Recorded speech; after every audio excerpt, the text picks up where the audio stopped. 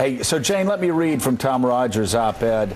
And he says this: Paul Krugman may find this difficult to believe, but I very much accept the proposition that unemployment remains the economy's biggest issue, and that we need to smartly target short-term stimulus and a real plan for long-term debt reduction. Again, our position here. I also categorically reject the Krugman-esque notion that all the participating CEOs disfavor the idea of short-term stimulus and are debt Scrooges. An appreciation of the position of CEOs like myself, combined with a more generous reading of the November election results that is a common, should help inform how the President, Congress, and business leaders address the challenge of short-term economic growth and long-term deficits.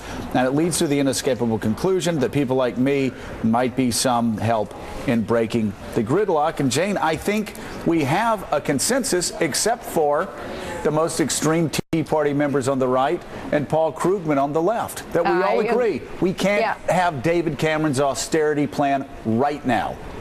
Well, let me put a few more things on the table. First of all, the long-term debt is not static. It's getting bigger. So this mountain will be higher. I don't think anyone's arguing for zero debt ever. I'm arguing, and I think you all agree, for a balanced budget. I voted for one. So did you, Joe, I think, in 1997, which passed by overwhelming margins and led to prosperity for 5 years. But nonetheless, we have to have a strategy to reduce our long-term debt. And part of that is entitlement reform, which the president hinted at. Another big part of it is tax reform, which the president endorsed. And the third part, I think, is a responsible short-term stimulus, like an infrastructure bank, which can include private financing to build jobs and build prosperity and build our tax base. So there are sensible strategies that most everyone should get behind to reduce our long-term debt. And if we don't do it, you're all right that our children and grandchildren are going to be stuck in a hole. Steve, real quick,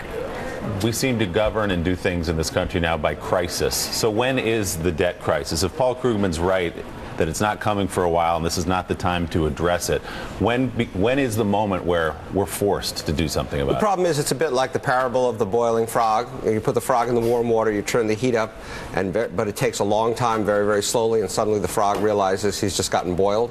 And that's the problem. We don't know when that temperature is going to hit the boiling point. It's just the markets could wake up and do something one day. I don't think that's the most likely scenario. My guess is the markets just allow us to keep going like this, and sometime in 2020 or something like that, we suddenly realize we have now $25 trillion of debt. There's a meltdown. And of course, Krugman's argument is, I'm right because it hasn't happened yet. That's just like me saying, I'm not going to buy life insurance because guess what? I haven't died yet. No, seriously. You know, people have been telling me to get life insurance since I was 25, those fools, because guess what? I'm alive. Every day they say the responsible thing to do because you have children is to get life insurance. I like that. Every single day I hear from them. They are Scrooges. They keep telling me I'm going to die. I'm not going to look. I'm here. I'm not going to die. We can give you. Why should I plan ahead? We can give you life insurance advice during the break. So let me just say this: that no, but that is Krugman's argument. You know what? The economy hasn't collapsed yet. So why do these Scrooges keep saying argument? It is a stupid because the debt it's is my real. life insurance the debt is argument. The debt is real. And guess what? I'm going to die. And so I need to get life insurance, and we need to plan ahead as well as a country. Again, the people that come on this show, most of them, other than me, are Keynesians. But since you don't even have life insurance, what makes you think you can give advice to the rest of the country as to how to manage it? I think you're missing my point. I got your point. I got your point. But no, the irony here is that it's not right-wing conservatives that are attacking Krugman. Again, it's people like Jeffrey Sachs, you, Democrats, supporters of Barack Obama that are saying, this is crazy.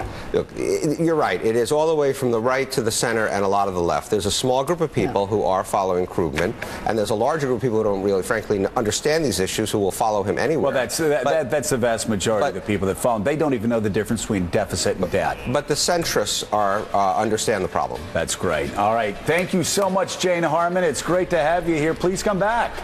Thank you. Be back. Happy Valentine's Day. And Steve, your Valentine's present to all of us are your charts, laced with love, and we're going to see those coming up next. Also, Mika is jetting in from the south of France.